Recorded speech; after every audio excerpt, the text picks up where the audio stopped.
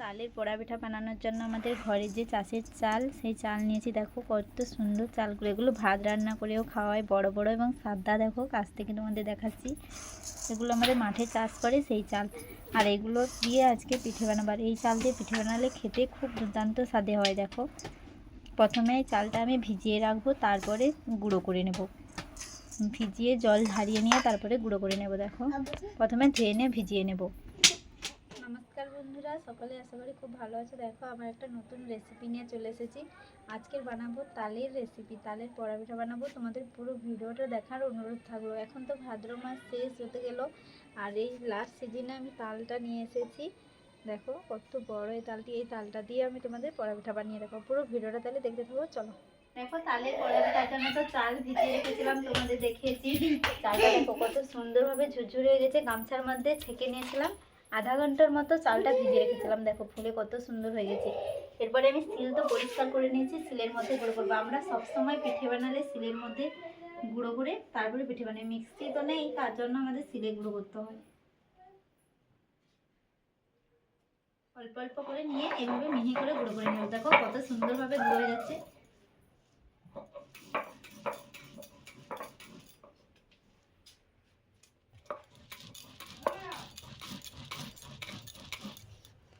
আর শেষ সিজনে শেষ তাল দিয়ে আজকে পিঠেটা বানাবো। সবগুলো চাল তো গুঁড়ো করে নিয়েছি। দেখো এতগুলো গুঁড়ো হয়ে গেছে, আর এটা গুঁড়ো করে নিলে শেষ হয়ে যাবে। মিহি করে গুঁড়ো করে নিচ্ছি, নিয়ে তুলে নেব।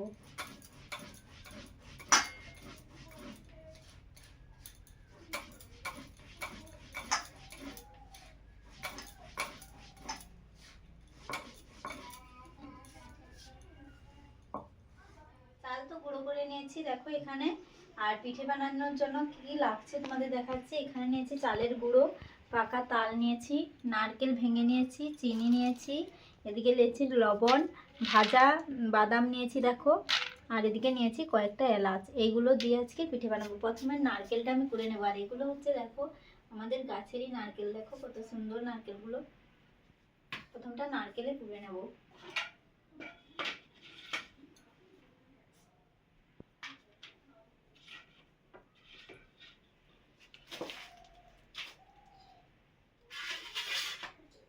প্রথমে নারকেলগুলো কুড়ে নিচ্ছি।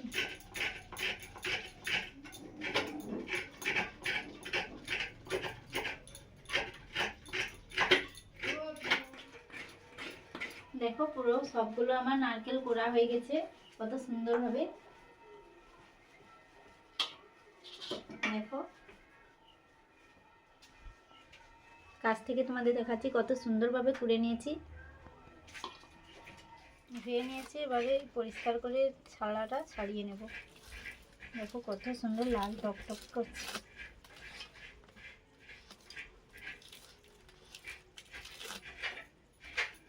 দেখো ভালো করে ছাড়িয়ে নিয়েছি, এবারে ভাগ করে নেব।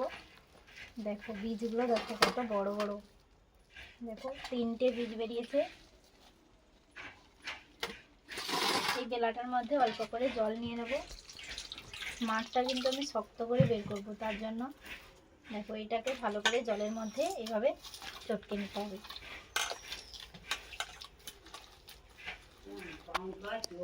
ভালো করে তালের বীজগুলো তো চটকে নিয়েছি, দেখো নরম করে নিয়েছি অল্প অল্প জল দিয়ে। এরপরে একটা ঝুড়ি নিয়েছি প্লাস্টিকের, এর মাধ্যমে মাঠটা বের করে নেবো। তাহলে আর ছেঁকতে হবে না, মাড়গুলো এখানেই ছাকা হয়ে যাবে।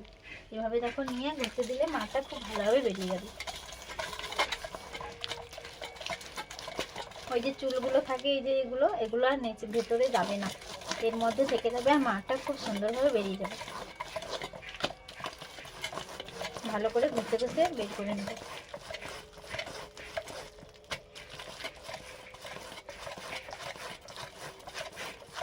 খুব ভালোভাবে তো ঘষে নিয়েছে, আর বের হচ্ছে দেখো কত সুন্দরভাবে। দেখো কোনো চুল নেই, খুব সুন্দরভাবে দেখো।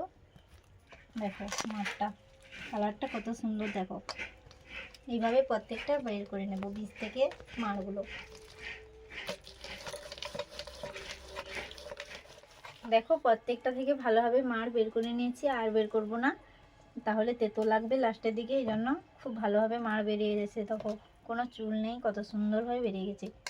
এরপরে মাখিয়ে নেব চাল গুঁড়োর সঙ্গে সব কিছু। এরপরে দেখো ভাজা বাদামগুলো অনেক বড় বড় আছে, তার জন্য আধা ভাঙা করে নেব, শিলের মধ্যে নিয়ে নিয়েছি, তাহলে মুখের মধ্যে পড়লে খুব ভালো লাগবে খেতে, আর কাটার সময় কোনো অসুবিধা হবে না, নাহলে ঝরে ঝরে পড়বে। অল্প করে দেখো, খুব বেশি গুঁড়ো করবো না, আধা গুঁড়ো করে নেব। তার দেখো প্রত্যেকটা দেখো, আর বেশি গুঁড়ো করবো না, এই মতো করেছি। তো এবারে সবগুলো একই সঙ্গে মাখিয়ে নেব। এদিকে নিয়েছি তো চালের গুঁড়ো, নারকেল কোড়া, আরও একবার তোমাদের দেখিয়ে দিচ্ছি, তালের মাড় নিয়েছি, চিনি, লবণ, ভাজা বাদাম আধা গুঁড়ো করে নিয়েছি, আর এলাচ নিয়েছি, থেতো করে দেব। এবারে মাখিয়ে নেব। বন্ধুরা, পিঠে তো বানাবো, আর পিঠে বানানোর জন্য, পড়া পিঠে বানানোর জন্য কলা পাতা তো লাগবে। আমি গাছ থেকে কেটে নিয়ে চলে এসেছি, দেখো কত বড় বড় কলা পাতাগুলো, এগুলো ছোট ছোট করে কেটে নিয়েছি। প্রথমে চিনি দিয়ে দিচ্ছি, যেমন মিষ্টি খেতে চাও সেই মতো চিনিটা দিতে হবে।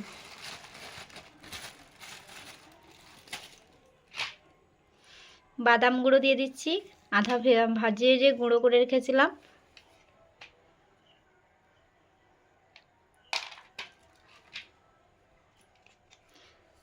পরিমাণ মতো লবণ দিয়ে দেব।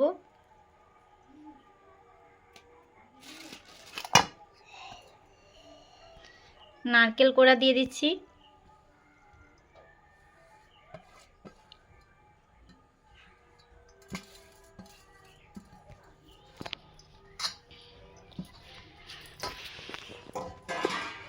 শেষে তালের মাড়টা দিয়ে দেব। এরপরে ভালো করে হাতের সাহায্যে মাখিয়ে নিচ্ছি। খুব ভালোভাবে মেখে নেব একই সঙ্গে। এই তো উপকরণ দিয়ে একসঙ্গে মেখে নিয়েছি। এরপরে দেখো এলাচটা থেতলে নিয়েছি, এর উপর দিয়ে দেব। ভালোভাবে মাখিয়ে কিছু একই সঙ্গে উপকরণ দিয়ে তো ভালোভাবে মেখে নিয়েছি। দেখো পুরো শক্ত করিনি, একটু নরম লুজ রেখেছি। তোমরা তোমাদের মতোভাবে ভালো করে মাখিয়ে নেবে, এক্সট্রা করে কোনো জল দেওয়ার প্রয়োজন নেই। যদি জল দিতে চাও তালের মাড়ের সঙ্গে অল্প জল মিশিয়ে নেবে, তাহলে খুব ভালোভাবে হয়ে যাবে। এবারে বসিয়ে দেব। দেখো এখানে আমি মাটির উনুনে বসাবো, তার জন্য আমাদের গ্রামের দিকে দেখো মাটির উনুনটা কত সুন্দর লাগে দেখো বন্ধুরা। আর দেখো এই কড়াইয়ের মধ্যে আমি পিঠেটা বসাবো, তার জন্য দেখো অল্প করে ছাই নিয়ে নিয়েছি, গুঠে ছাই। এবারে বসিয়ে দেব উনানটা, তারপরে ধরিয়ে দেব। দেখো পাতাগুলো ছোট ছোট করে আমি কেটে নিয়েছি সুন্দরভাবে। এরপরে বসিয়ে দিচ্ছি, ছাই দিয়ে দিয়েছি, অল্প করে জল দিয়ে দেব। খুব বেশি জল দেব না, মোটামুটি গুঠে ছাইগুলো ভেজার মতো।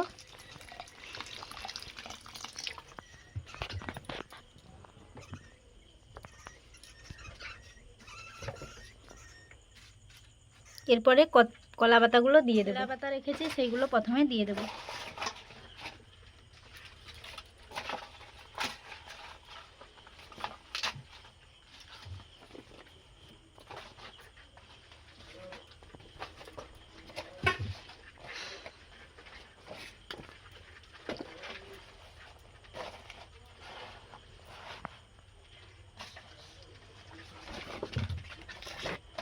ছেঁড়া পাতাগুলো দিয়ে দিয়েছি, এরপরে ভালো পাতাগুলো দিয়ে দেব।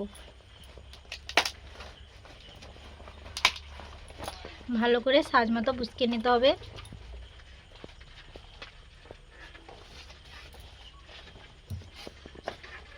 ভালো পাতাগুলো দুটো তিনটে দিয়ে দেব। 10 মিনিট তো তখন মাখিয়ে রেখে ঢাকা দিয়ে রেখেছিলাম, আবারও মাখিয়ে নিচ্ছি বসানোর সময়। ভালোভাবে মিশিয়ে নিলে তাহলে ভালো হবে।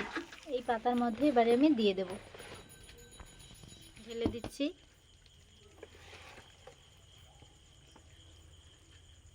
দিয়ে দিয়েছি ভালোভাবে, এবারে বসিয়ে দিচ্ছি সুন্দরভাবে গোল করে।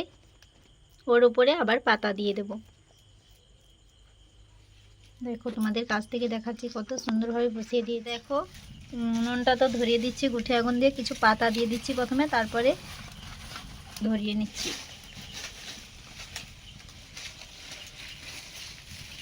দেখো গুঠে দিয়ে দিচ্ছি। বন্ধুরা 10 মিনিট তো বসিয়ে দিয়েছিলাম, এদিকে গুঠে আগুনগুলো হয়ে গেছে, ছাইগুলো হয়ে গেছে। দেখো এই আগুনগুলো উপরে দিয়ে দিচ্ছি, কিছু কিছু করে তুলে দিয়ে দেব। বেশি করে গুঠে আগুনগুলো দিয়ে দেব। গুঠে আগুনগুলো দেওয়ার পরে কিছু গুঠে ওর উপরে দিয়ে দেব ভেঙে। তাহলে তাপটা খুব ভালো মতো লেগে যাবে, উপর দিকটাও খুব ভালো মতো হয়ে যাবে। দেখো এদিকে অল্প অল্প তাপ দিচ্ছি, আর এদিকে গুঠে আগুনগুলো দিয়ে গুঠে দিয়েছিলাম, ধরে গেছে, মানে হালকা হালকা তাপ হচ্ছে। এইভাবে হয়ে গেলে কিছুক্ষণ তারপরে অল্প আঁচে বসিয়ে থাকবে, তারপরে নামিয়ে নেব। দেখো খুব অল্প অল্প তাপ দিতে হবে, বেশি তাপ দিলে হবে না, আর একটু সময় লাগে এই পিঠে বানানোর জন্য, একটু সময় লাগে, ধীরে ধীরে তাহলে হতে থাক। বন্ধুরা দেখো আমি পিঠেটা হয়েছে কিনা দেখবো। আমি তো বসিয়েছিলাম 6:15 দিকে, এখন বাজে 9:30 মতো, মানে অনেকক্ষণ সময় দিয়েছি, অল্প উষ্ণ তাপে বসে আছে। হয়ে গেছে কিনা এবারে খুলে দেখে নেব। দেখো কত সুন্দরভাবে হয়ে গেছে। এইটা হয়েছে কিনা বুঝবো কি করে? একটা চামচ নিয়েছি, এই চামচের সাহায্যে দেখে নেব। আমাদের দেখাচ্ছে, এই দেখো এই চামচটা এভাবে গেঁথে দিতে হবে অনেকটাই, তাহলে বুঝতে পারবে। দেখো চামচের মধ্যে বেশি লেগে নেই, তাহলে ভাববে হয়ে গেছে, তেল তেলে ভাব আছে। দেখো কাছ থেকে দেখাচ্ছি, এখন তাহলে বুঝে নেবে হয়েছে। আর যদি বেশি লেগে থাকে তাহলে ভাববে এখনও বাকি আছে। আমি এবারে ঢেলে নেব। দেখো বন্ধুরা পিঠেটা তো হয়ে গেছে, আমি ঢেলে নিয়েছি। দেখো গরম বলে এখন তুলে হাত দেওয়া যাচ্ছে না।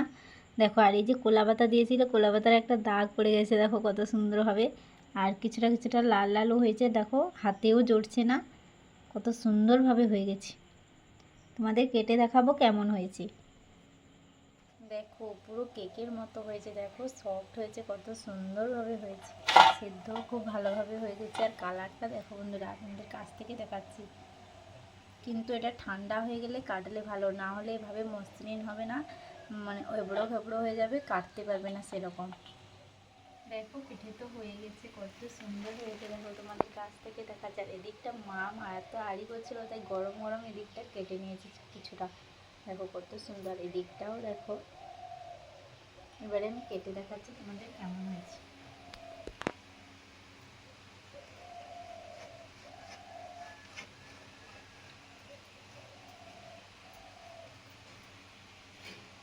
দেখো বন্ধুরা কত সুন্দর মসৃণ হয়েছে, দেখো পিঠেটা।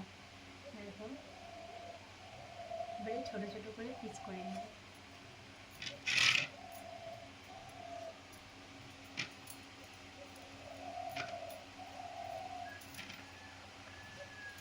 তোমাদের কেমন লাগলো কিন্তু অবশ্যই কমেন্টে জানিয়ে বন্ধুরা।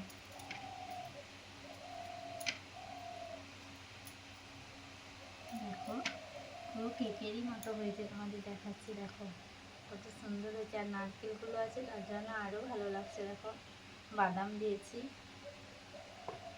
ভিডিওটা কেমন লাগলো সবাই প্লিজ অবশ্যই কমেন্ট করে জানাবে, আর পুরো ভিডিওটা এভাবে দেখতে থাকো, সাপোর্ট করো নন্দীগ্রাম ফেসবুক। আর ভালো লাগলে বন্ধুরা প্লিজ সবাই সাবস্ক্রাইব করবে। দেখা হচ্ছে পরের একটি নিত্য নতুন ব্লগ নিয়ে। ততক্ষণে সবাই সুস্থ থাকবে, ভালো থাকবে, চলো।